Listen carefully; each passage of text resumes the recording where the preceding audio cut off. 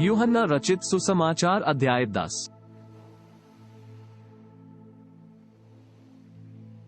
तुमसे सच सच कहता हूँ कि जो कोई द्वार से भेड़शाला में प्रवेश नहीं करता परंतु और किसी ओर से चढ़ जाता है, वो चोर और डाकू है। परंतु जो द्वार से भीतर प्रवेश करता है वह भेड़ों का चरवाहा है। उसके लिए द्वारपाल द्वार खोल देता है और भेड़ें उसका शब्द सुनती हैं, और वह अपनी भेड़ों को नाम ले लेकर बुलाता है और बाहर ले जाता है। और जब वह अपनी सब भेड़ों को बाहर निकाल चुकता है तो उनके आगे आगे चलता है, और भेड़ें उसके पीछे पीछे हो लेती हैं, क्योंकि वे उसका शब्द पहचानती हैं। परंतु वे पराये के पीछे नहीं जाएंगी, परंतु उससे भागेंगी, क्योंकि वे परायों का शब्द नहीं पहचानती। यीशु ने उनसे ये दृष्टांत कहा, परंतु वे न समझे कि ये क्या बातें हैं जो वो हमसे कहता है। तब यीशु ने उनसे फिर कहा, मैं तुमसे सच सच कहता हूँ कि भेड़ों का द्वार मैं हूँ। जितने मुझसे पहले आए वे सब चोर और डाकू हैं, परंतु भेड़ों ने उनकी न सुनी। द्वार मैं हूँ। यदि कोई मेरे द्वारा भीतर प्रवेश करे तो उद्धार पाएगा और भीतर बाहर आया जाया करेगा और चारा पाएगा। चोर किसी और काम के लिए नहीं परंतु केवल चोरी करने और घात करने और नष्ट करने को आता है। मैं इसलिए आया कि वे जीवन पाएं और बहुतायत से पाएं। अच्छा चरवाहा मैं हूँ। अच्छा चरवाहा भेड़ों के लिए अपना प्राण देता है। मजदूर जो न चरवाहा है और न भेड़ों का मालिक है, भेड़िए को आते हुए देख भेड़ों को छोड़कर भाग जाता है, और भेड़िया उन्हें पकड़ता और तितर बितर कर देता है। वो इसलिए भाग जाता है कि वो मजदूर है और उसको भेड़ों की चिंता नहीं। अच्छा चरवाहा मैं हूँ। जिस तरह पिता मुझे जानता है और मैं पिता को जानता हूँ, इसी तरह मैं अपनी भेड़ों को जानता हूँ, और मेरी भेड़ें मुझे जानती हैं, और मैं भेड़ों के लिए अपना प्राण देता हूँ। और मेरी और भी भेड़ें हैं जो इस भेड़शाला की नहीं, मुझे उनका भी लाना अवश्य है। वे मेरा शब्द सुनेंगी, तब एक ही झुंड और एक ही चरवाहा होगा। पिता इसलिए मुझसे प्रेम रखता है कि मैं अपना प्राण देता हूँ कि उसे फिर ले लूं। कोई उसे मुझसे छीनता नहीं, वरन मैं उसे आप ही देता हूँ। मुझे उसके देने का अधिकार है और उसे फिर लेने का भी अधिकार है।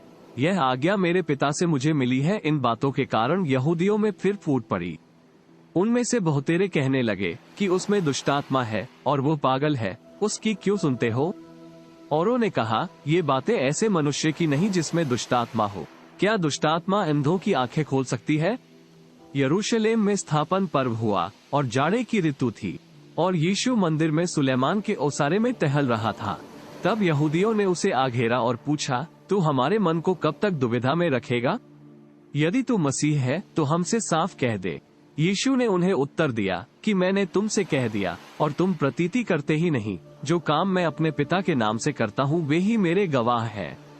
परंतु तुम इसलिए प्रतीति नहीं करते कि मेरी भेड़ों में से नहीं हो।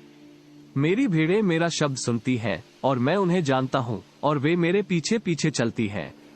और मैं उन्हें अनंत जीवन देता हूँ, और वे कभी नाश न होंगी, और कोई उन्हें मेरे हाथ से छीन न लेगा। मेरा पिता जिसने उन्हें मुझको दिया है सबसे बड़ा है, और कोई उन्हें पिता के हाथ से छीन नहीं सकता। मैं और पिता एक हैं। यहूदियों ने उसे पत्थरवाह करने को फिर पत्थर उठाए। इस पर यीशु ने उनसे कहा कि मैंने तुम्हें अपने पिता की ओर से बहुत से भले काम दिखाए हैं, उनमें से किस काम के लिए तुम मुझे पत्थरवाह करते हो? यहूदियों ने उसको उत्तर दिया कि भले काम के लिए हम तुझे पत्थरवाह नहीं करते, परंतु परमेश्वर की निंदा के कारण, और इसलिए कि तू मनुष्य होकर अपने आप को परमेश्वर बनाता है। यीशु ने उन्हें उत्तर दिया, क्या तुम्हारी व्यवस्था में नहीं लिखा है कि मैंने कहा तुम ईश्वर हो? यदि उसने उन्हें ईश्वर कहा जिनके पास परमेश्वर का वचन पहुंचा और पवित्र शास्त्र की बात लोप नहीं हो सकती, तो जिसे पिता ने पवित्र ठहराकर जगत में भेजा है, तुम उससे कहते हो कि तू निंदा करता है, इसलिए कि मैंने कहा मैं परमेश्वर का पुत्र हूँ।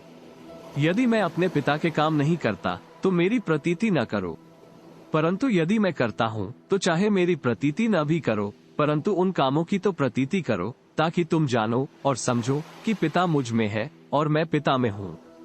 तब उन्होंने फिर उसे पकड़ने का प्रयत्न किया, परंतु वो उनके हाथ से निकल गया। फिर वह यरदन के पार उस स्थान पर चला गया जहाँ यूहन्ना पहले बपतिस्मा दिया करता था, और वहीं रहा। और बहुतेरे उसके पास आकर कहते थे कि यूहन्ना ने तो कोई चिन्ह नहीं दिखाया, परंतु जो कुछ यूहन्ना ने इसके विषय में कहा था वो सब सच था। और वहाँ बहुतेरों ने उस पर विश्वास किया।